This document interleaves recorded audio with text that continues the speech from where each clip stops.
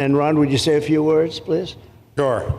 Well, thank you, Mr. President. Welcome back to Florida. And I think this is the first time you've been back since the events of a couple weeks. So just let me say, as somebody that was serving on active duty in Iraq back in the day, we witnessed the number of our troops that were killed or wounded by the Iranians.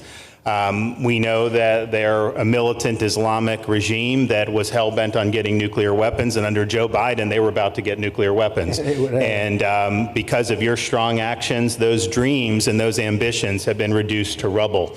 And I thank you. I know a lot of veterans thank you, and people in Florida really thank you for stepping up and really making a strong, tough, but strong decision. I think we're much safer as a result of that. Now, on the immigration, I think President Trump's election represented the chance for us to finally solve this illegal immigration and border problem once and for all.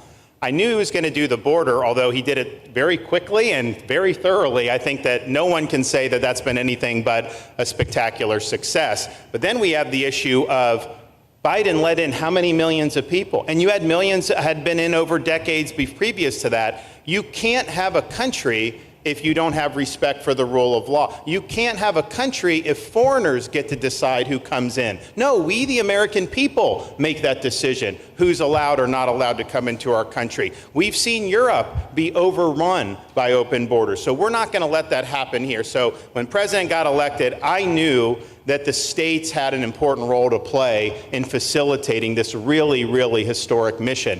We're the only state in America Florida that requires full cooperation with ICE from all state and local law enforcement entities. And what is the net result of that? We have these agreements for these 287G task force with sheriff's departments, police departments, state agencies, and it's really instrumental in rounding up a lot of really bad people who shouldn't be here. If you look at the number of those full-blown 287G agreements that have been executed around the country, the state of Florida counts for 60% of those. If you look at the number of immigration arrests of illegal aliens on any given day, the arrests happening in Florida constitute between 15 and 20%. Nationwide. So we're all in on this because we understand how important it is to our citizens.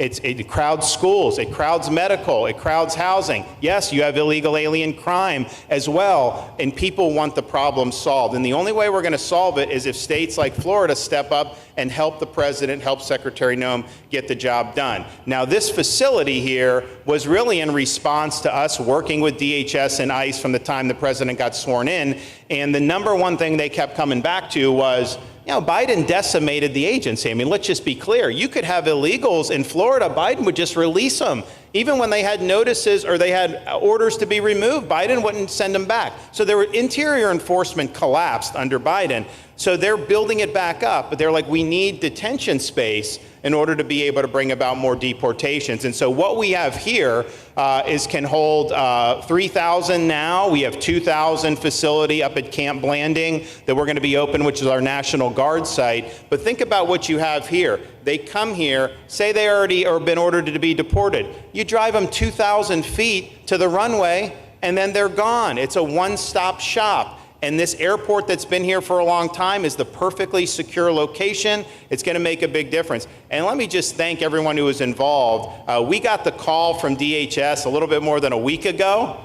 And here we are 8 days later with this facility open. And as soon as Air Force One departs, it'll be swept and it'll be open for business to be able to do. But our goal here is to process them and be able to effectuate their return to their home country.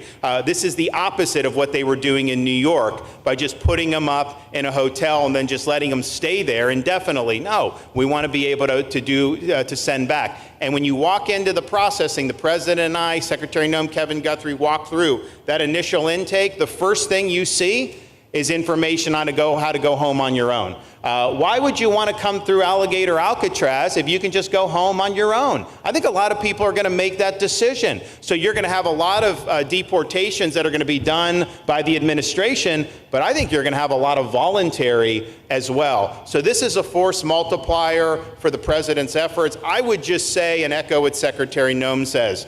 There is no reason why other states can't be doing, and I know Louisiana, Texas, a couple of them, But we've got how, I mean, if only the red states did this, they would be able to expand their capacity by tens of thousands, maybe 50, 100,000 on a given day. That's how you really start to make a difference. And so we're proud to be able to partner with the Trump administration on that. Mr. President, thanks for coming down. I think you highlighting this is going to move the needle in a big way throughout the country, and I think it's going to help all of us achieve the really big results that I think our voters want to see. Thank you, Ron. Great job.